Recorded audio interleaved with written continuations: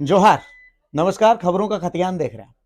जब भी आम आदमी कंफ्यूज होते हैं, जब बच्चा था मैं, जब भी कंफ्यूज हो जाता था तो मम्मी कहती थी कि जानकारों से पूछो, बड़े बुजुर्गों से पूछो। आज भी एक आम झारखंडी, एक आम मूलवासी के नाते मैं कंफ्यूज हूं। आप पूछेंगे कंफ्यूज क्यों हूं? 1932 कैबिनेट से पास हो चुका है, 27% ओबीसी आरक्षण कैबिनेट से पास हो चुका है। तो इसके मायने क्या है? क्या बेनिफिट मिलने वाला है हमें?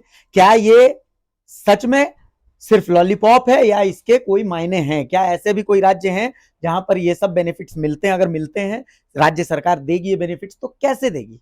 क्या सरना बिल की तरह, सरना कोड की तरह ये भी अटक के तो नहीं रह जाएगा? बहुत सारे सवाल थे। तो इन सवालों के जवाब के लिए इस बार भी मैं जानकारों के पास पहुंचा हूं, जानकार शख्स के पास पहुंचा हूं। आप पूछेंगे कौन?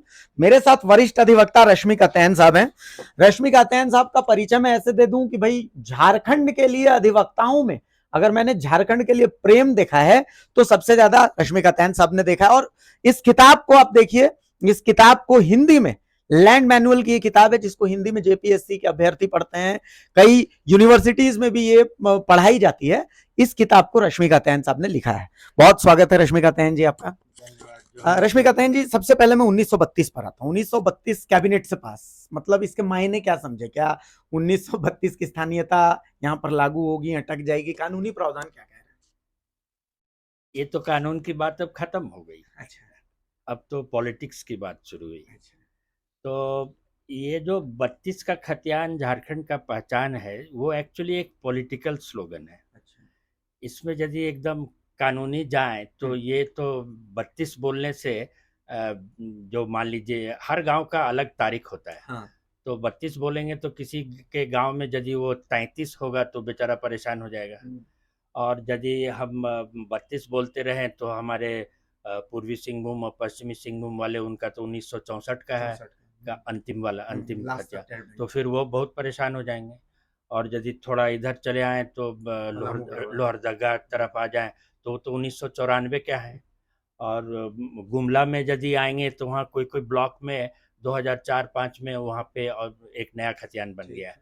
तो वो भी परेशान हो जाएंगे।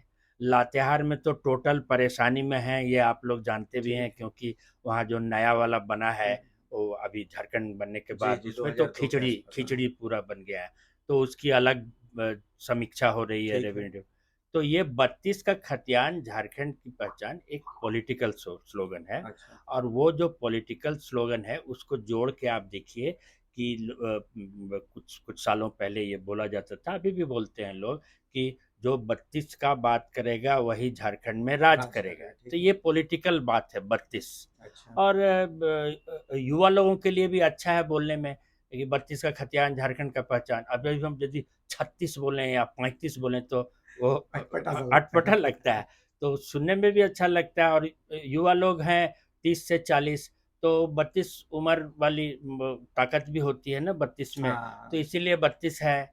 और एक और हम लोग जब बना रहे थे स्लोगन आंदोलन के टाइम में, तो ये भी सोचे थे कि जो गरम पार्टी के हैं, हाँ हाँ। हमारे सब गरम दल ठंडा दल रहता ही ठीक है। ठीक। तो जो गरम दल वाले लोग हैं उनके लिए ये बहुत अच्छा रहेगा, क्योंकि वो नाराज हो जाएंगे तो बोलेंगे कि तुम तुम्हारा 32 तो झाड़ देंगे हम। अच्छा। तो 32 इसीलिए उसमें इस्तेमाल किया हुआ है। अच्छा। और 32 इंच की छाती होने से ही जवानी परफेक्ट होती है ना। तो सब सोच समझ कर 32 बोला गया अच्छा। है। ये ऐसा नहीं है कि ये कट ऑफ, जैसे बहुत सारे अखबार वाले लिख दिए कि कट ऑफ। कट ऑफ ये वट ऑफ कोई नहीं है। कट ऑफ, ये जो नहीं है। सीएए हाँ टाइप हाँ का, हाँ। ये कट ऑफ उट ऑफ अच्छा। नहीं है। अच्छा। ये अब पॉलिटिक्स की बात है। पॉलिटिक्स की बात क्यों है? क्योंकि ये जब शुरू, झारखंड बनने के बाद जब मरांडी जी के टाइम से जब शुरू हुआ था, उसी समय इसको पॉलिटिकली इम्प्लीमेंट किया गया। अच्छा। इसको सोच समझ के नहीं इम्प्लीमेंट किया गया।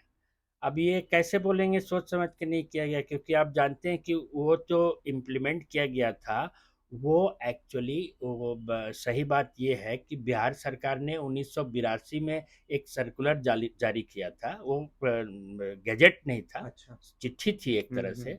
तो उसको जारी किया था, उसी के आधार पर ये चीज़ चल रहा था, पूरे बिहार के लिए था ठीक है। कि जो लोकल स्थानीय कौन होगा। तो ये सब हुआ था क्योंकि लैंड एक्विजिशन में किसका कहीं कनाल बन रहा है, कहीं डैम बन रहा है, हम्म। तो स्थानीय को नौकरी में, ये सब लेकर ये चीज़ अच्छा हुआ अच्छा। था। तो उसी को इम्प्लीमेंट किया गया।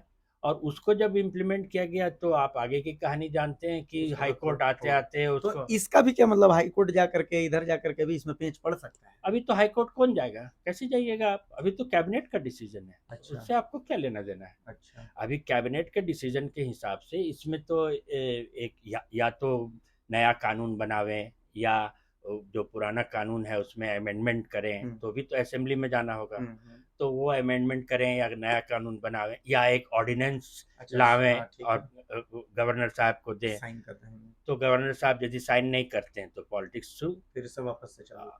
वो वही चीज है। अब वो लोग भी बोल रहे हैं कि स्थानीय को करो, माने जो दूसरी पार्टी के लोग हम्म। हैं। अब आजसू पार्टी वाले लोग तो बहुत जोर शोर से बोलने लगे हैं।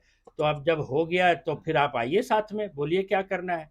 अब मान लीजिए आपको असेंबली में पास कराना है, कराइए। गवर्नर साहब से आपको बहुत दोस्ती है तो साइन करवाइए। और इसमें बहुत अच्छा चीज सरकार ने किया है अब इस कार्रवाई में, कैबिनेट कार्रवाई में, कि ये सारे मामला को सेंट्रल गवर्नमेंट को रिक्वेस्ट करने वाले हैं इन लोग कि इसे नाइन्थ शेड्यूल। ये क्या होता है नाइन शेड्यूल? नाइन्थ शेड्यूल हमारे संविधान में, जैसे टेंथ शेड्यूल हाँ तो आप जान रहे हैं, वो भी उसमें भी ठीक मरांडी है जी का ही ठीक है। कहानी है। हम्म। तो वो जो टेंथ शेड्यूल है वो तो एमएलए लोग के लिए ठीक है। है। तो एक हमारे संविधान में 11 शेड्यूल है, तो अलग अलग चीज अच्छा उसमें अच्छा अच्छा। है। First schedule, second schedule, third, सब हम्म। में अलग अलग ठीक पावर है जो ठीक। संविधान में है। जैसे आपका सेवेंथ शेड्यूल है तो उसमें क्या कानून सेंट्रल गवर्नमेंट बना ठीक है सकती है, ठीक वो है। सब अलग अलग है। उसी तरह नाइन्थ शेड्यूल एक है हमारा संविधान में कि जो भी कानून हम्म।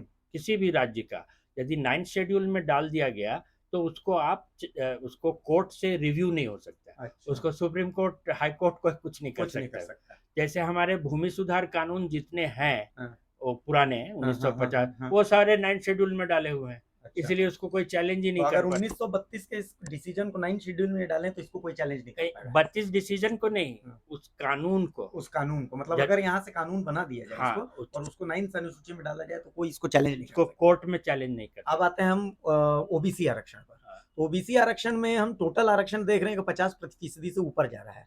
तो इसमें मतलब ये 50% वाला चक्कर सही चक्कर नहीं है। अच्छा अच्छा अच्छा, इसमें भी कुछ ये है? 50% क्या होता है, तो सुप्रीम कोर्ट ठीक है वो मंडल कमीशन का लेके उस तो पूरा आपको समझना होगा कि क्यों 50% पर आया हुआ है अच्छा बात। अच्छा अच्छा ऐसा थोड़ी है, मंडल कमीशन तो ऐसा नहीं बोला था कि 50% में करो। अच्छा। या वो जो केस था तो इंदिरा मतलब साहनी वाला। संविधान में ऐसा कुछ नहीं कहा गया कि 50% से ज्यादा आरक्षण नहीं होना चाहिए? सही बात ये है कि ओबीसी नाम का कोई रिजर्वेशन संविधान में नहीं है। अच्छा सिर्फ एसटी और एससी के लिए है। अच्छा। या धार्मिक सांस्कृतिक आधार पर आप ठीक कर है। सकते हैं। अच्छा ये आपका हमारा आर्टिकल 15-16 है, ठीक है। अनुच्छेद जी 15-16 जी जी। संविधान में, उसके हिसाब से। हम्म। और ओबीसी का आरक्षण की बात तो शुरू हुआ आपको मंडल कमीशन मंडल कमीशन के बाद से। और इंदिरा साहनी वाला जी जो जी केस जी हुआ जी था, जी जी जी। उसके उसका जो पेंच इधर उधर बहुत हुआ है, चलते ही हाँ रहता हाँ है, हाँ अभी हाँ। भी चल रहा है। ठीक है। अभी भी चल रहा है हम्म। ओबीसी के बारे में। तो उसमें आप जानते हो कि पंचायत वाली जो इलेक्शन में लोग ओबीसी रिजर्वेशन करने में लगे हुए थे, तो महाराष्ट्र वाले लोग को सुप्रीम कोर्ट ने रोक दिया। हम्म। वो सब रोका हुआ है कि आपको ओबीसी में रिजर्वेशन देना है ऑन द बेसिस कि उनका प्रॉपर रिप्रेजेंटेशन नहीं है। अच्छा। जो अलाउड है कि यदि 15-16 हम्म। अनुच्छेद के हिसाब से कि रिप्रेजेंटेशन नहीं है तो उनके लिए आप कर सकते हैं। ठीक है। हाँ, तो उस रिप्रेजेंटेशन नहीं है तो उसका आप डाटा दीजिएगा तब ना कि रिप्रेजेंटेशन नहीं है। कि जातीय आप जनगणना हाँ मतलब। आप जातीय जनगणना करके उसका डाटा दीजिए कि हाँ, उसके बाद आप कर सकते हैं। अच्छा। तो ये 50% वहाँ रोक लगाया हुआ है। और ये उसी तरह का बात है जैसे ईडब्ल्यूएस वाला अमेंडमेंट हाँ हुआ है। हाँ। अब ईडब्ल्यूएस नाम का तो कोई चीज है ही है नहीं ही नहीं, संविधान में। सही बात है। अब आप बोलते हैं कि जो गरीब लोग हैं उनके लिए हम रिजर्वेशन कर रहे हैं, तो गरीबी हटाओ, तो आप प्रोजेक्ट कीजिए ना, गरीब लोग को अमीर तो बनाइए ना। मतलब कुल मिलाकर के ये जो 27% आरक्षण है इसको भी अगर मतलब कानून बना करके अगर नाइन्थ अनुसूची में डाला जाए तो इसको भी कोई चैलेंज नहीं कर सकता? तमिलनाडु में किया हुआ है। अच्छा।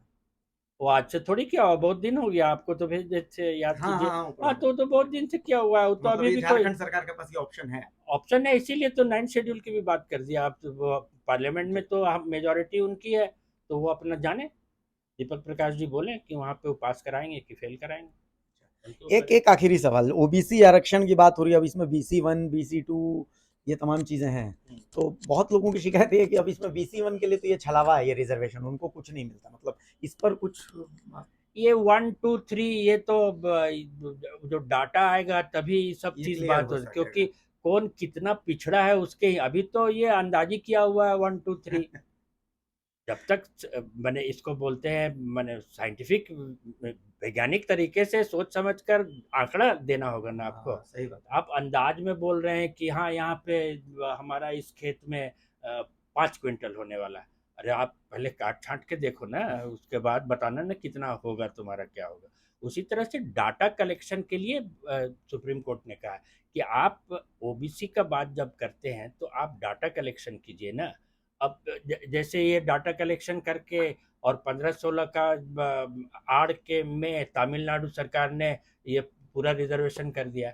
वो छोड़िए ना, हमारा एक संविधान में 371 धारा है, अनुच्छेद है, उसमें तो आंध्र प्रदेश, नागालैंड, मिजोरम बहुत सारे राज्यों के लिए, जम्मू कश्मीर अलग से बना ही हुआ है संविधान में कि वहाँ पे कैसे होगा नौकरी और क्या होगा। तो यदि चाहें हमारी भारत सरकार तो इस समस्या को हल करना, ये तो सामाजिक बात है ना, ये तो आप ये कोई इकोनॉमिक बात नहीं है, ये कोई मैंने इसके लिए पहले तो जातीय गणना सबसे जरूरी जो है। जरूरी है, उसके बाद 1 2 3 आप लड़वाना चाहते हैं तो 1 2 3 करते रहिए। सिनेमा में गाना भी है ना 1 2 का 3 याद कीजिए ना। तो आप करते ही कुल रहिए। कुल मिला करके देखिए बहुत सारे कॉन्सेप्ट थे जो कि क्लियर हो गए। एक आखिरी सवाल सर, 1932 और ओबीसी, ये तो पॉलिटिकल माइलेज की बात तो खैर है, सो है ही जो भी है। एक आखिरी सवाल, इस 1932 से स्थानीय लोगों को क्या कुछ फायदा होने वाला है? पूरा फायदा होने वाला है इसमें, बहुत उन्हीं फायदा। लोग को तो फायदा। अभी देखिए स्थानीय जब आप बोलते हैं तो हमारा जो छोटानागपुर टेनेंसी एक्ट है, काश्तकारी अधिनियम, और हमारा जो संथाल परगना है, वो एक तरह से हमारा झारखंड का संविधान है, और वह उसी से न खतियान आया है। तो खतियान में जो बात लिखी हुई है वो हमारा एक सामाजिक आर्थिक बात लिखी हुई है उसमें, कि जल जंगल जमीन में किसका अधिकार है, उस हमारे छोटानागपुर काश्तकारी अधिनियम और संथाल परगना अधिनियम के आधार पर ही बना हुआ उस जल जंगल जमीन का अधिकार उसमें लिखा हुआ है।